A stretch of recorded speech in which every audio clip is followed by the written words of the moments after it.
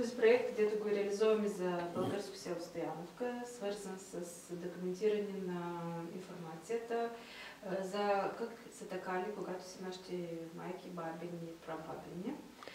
И поддържан от Британския музей през фонда Аркадия. И днес работим с вас, сам да запознаем и повече как в музеите са запазили килими или чулчета или парцали такани в българските села.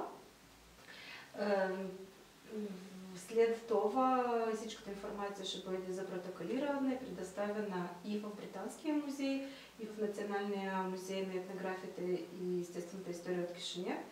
И главният бенефициар в този проект е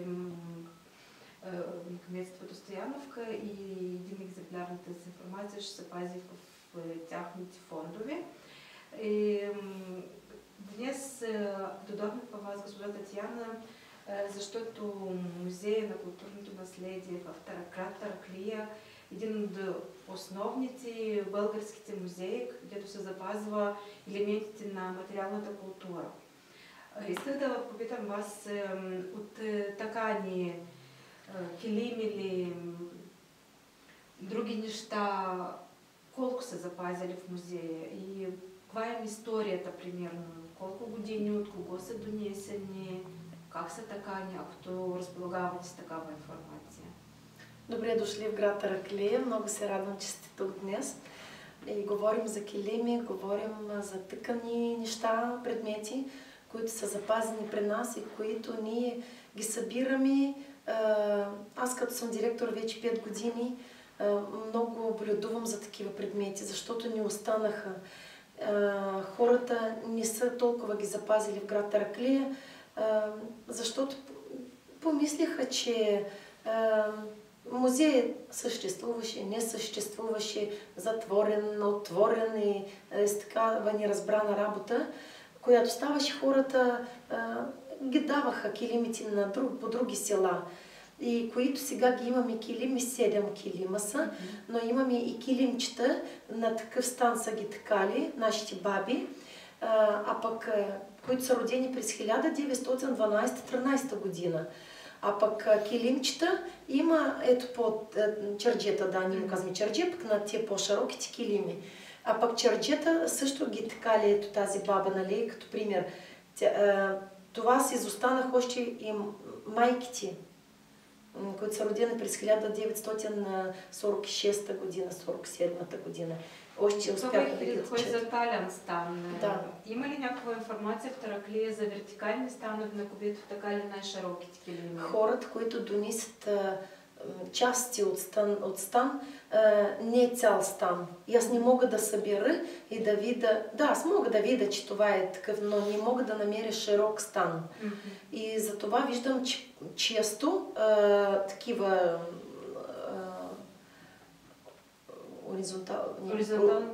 вертикални станове, да. Няма вертикални. В основно хоризонтални станове. И това, което го имаме, което виждам по частите, този, който го събрахме, се вижда, че... Той е избран от един изцяло или от разни парчета на други станове? Да, от различни хора, които са донесли части, решихме да съберем поне един. Той е функционален? Не стигат още няколко части. Елементи. Ами, какви са основните орнаменти, които се срещат на килимите, дето ги запазихте вече във вашия музей? Рози и цветя. Често това и с 3 цвета, но при нас в Тараклия преобладава такъв червен цвят. И всичките килими имат червен цвят. Зелен, червен. Зелен, който означава, че е плодородие, богатство, нали, живот, а пък червения кръв, борба за нация, борба за освобождението на българите от турското робство. По-рядко жълт, но фона е черен. На всичките килими черен фон.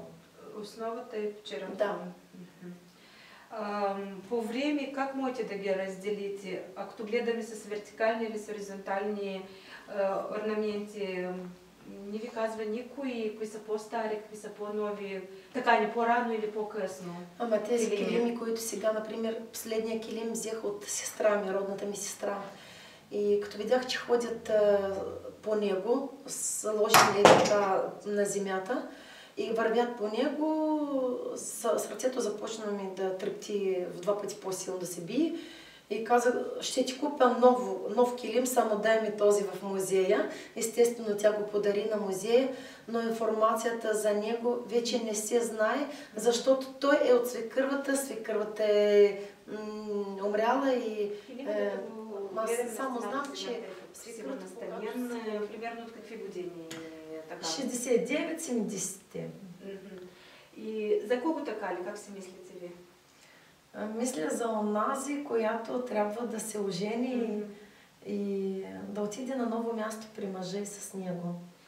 Това е била основната част, видимо, за чаиза на младата булка. Да, това аз често чувам от хората, които идват при нас, като посетители разказват. Ето такъв съм имала, например, килим. Майка ми събираше чаиза за сватба. Ами, неговото сложен на сърдата, той се отличава от този, който виси на стената. Той се отличава, той е от нашия район, Тараклия, от село Балабано. Това село, където живеят и българи, и молдовани. И когато ходих за този килим, ми даваше молдованка една. И тя ми разказваше, че също за сватбата беше за нейната свекърва, е подготвен, но нейната свекърва от друго село, точно тя не ми каза. И затова този килим, той е инак от българските килими. Той по друг начин малко е така. Се различа. И да, такива по-ярки, пъстри цветя, отколкото нашите... По-темни? Да, по-темни, а пък техните по-светели. И зеленият цвят, и червеният, и розов добавен. Да. Ами, ето дето е сложен на земята от Тараклия. Той вече не е много мязан на килим, повече мязан. Ние му казваме дорожки. Дорожки, когато слагаха където спът хората, до одъра, например, или до криват, те са по-нови тези. И до криват и слагаха и на стената, да бъде по-топличко, когато се опираше или да спиш, да не ти духа. Държаха да е по-топло на стената, да. И не са традиционни килими, те по-скоро приличат на черджета. Да. Те му казвам черджи или дорожки по тараклийски вариант. Ами, сега да кажем, можем да срещнем някаква жена в град Тараклия, която ще може да ти наложи основите. Да, има този стан, тази Мария Лисица, тя го събра преди да дойда като директор. Благодарим на нея, тя и го направи. И сега, когато го прибирате от едно място на друго, го разбирате или те избрано го карате? Вече за 3-ти път го събираме, го разбираме, го снимам, защото тези части аз не мога да ги запомня, нали? Защото не го ползваме този стан. Не тъчем килими. И затова тази чистачката, която работи в музея, тя още знае за този стан. И майка й работеше. И мисля, че и тя работи, защото тя и доверявам, тя толкова бързо го събира, без моето участие, аз само и помагам тъй. Има още жени, които помнят как, да? Това е всичките елементите, да, на стана. Да, защото имаме и посетители от Румъния, на които говорят молдовски, например, румънски.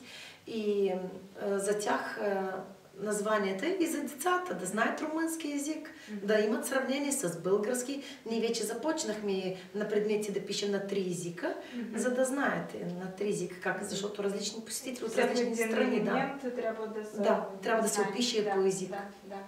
Ами, има ли още хора, мисля, че за град Тараклия е много сложно, дето държат още овце, имат вълна и така нататък? Имат и чистват тази вълна, я перат и шият в чедърлунга тези юргани. Има и държат и килими и ни ги дават, и аз ги знам тия хора, защото ги виждам, че от молци, нали, да ни едат молците, ти си ги изнасят през лятното време. И през лятото ходи от улицата на улицата, от къща на къща и прегледам дворовете, какво си имат хората. И виждам няколко килима още са слагали. Питам и викам хората, да знаете, че има музей, че за нас можете да го донесете като наследство. Ще запазим за нашите деца. Ама още не искат да дадат, нашите хора още си ги пазят. А пък младежа, който е на 40-35 години, веднага ги дават в музей килими и черджията, всичко. За какво мислите, че те лесно ги дават? Ние ги ползват, вече сме в друго време, 21 век, и искат всичко съвременно на кнопки да се натискат, да ползват различни други килими. Е много сложно да ги отгледваш, защото не са изкуствени, могат да ги зададат. Не, при нас тараклийци, които от Гагаузия, от Казакалия са дошли тук да живеят. Майка им умряла и те дълго време тази ракушка държаха асир. У нас при нас асир. У нас хасер се казва. Ами, това кавер виждам, турски твой килимче виждам, че виси по-горе, защото обично той се слага по-долу. Да. Сега не позволява помещението по-долу да сложим, но задължително до кривати. Да. Виждам, че тук са в основното вапцено с цвета, дето да купували. Ами има ли още хора, които помнят как са вапцали с натурални... Аз помня баба ми, ние вапцахме, аз цяло лято се занимахме, ходихме на речката, прахме тая вълна, чепкахме я после. После бабата в няколко корита, в различни цветове, слагаше тази боя. Аз не знам тя купуваше или сама я правеше, но ние бяхме много малки, на 9-10 години. И затова не мога сега да се спомня този момент. От татината страна, те бяха по-богати, бяха дигнати на Алтай. Но когато се върнаха, им дадаха участък, нали, на земята и там те си направиха къщичка и баба беше по-богата от татината страна.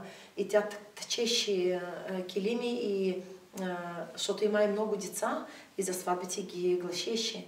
Пък от бабината страна, където от мамината страна, бабата, тя само предеше, плетеше чорапи, баски, такива за, нали, за обличане. И у баба от мамината страна нямаше такива килими, само от татината страна. Ето това забелязах, че видимо кой е по-богат, кой е по-беден, се делиха класовете. И от онази страна 6 деца, и от тук 6 деца. И не всички си имаха килима такива.